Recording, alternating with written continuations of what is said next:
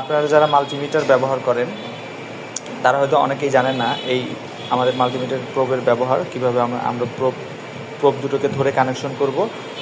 মাল্টিমিটারের probe ধরার ক্ষেত্রে আমাদের যদি দুইটা কানেকশন পয়েন্ট যদি কাছাকাছি থাকে, যেমন এরকম অথবা এরকম কানেকশন পয়েন্ট থাকে, সেক্ষেত্রে আমরা এক হাত ব্যবহার করব। কেন এক হাত ব্যবহার করব? যদি এখানে ধরাকালীন অবস্থায় আমি এক হাত দিয়ে যদি ধরি, তাহলে যে কোনো শর্ট সার্কিট বা যে কোনো বৈদ্যুতিক ফল্টের সময় আমি এক হাতটা ছেড়ে দিয়ে খুব সহজেই বিদ্যুৎ থেকে ডিসকানেক্ট হয়ে যেতে পারবো। কিন্তু যদি আমি 2 হাত দিয়ে এখানে ধরি এবং ওই মুহূর্তে যদি কোনো ফল্ট হয়, তাহলে কিন্তু আমি বিদ্যুতের কাছে আবদ্ধ হয়ে যাব। সেক্ষেত্রে বিদ্যুৎ থেকে মুক্তি পাওয়াটা আমার জন্য কঠিন হয়ে যাবে।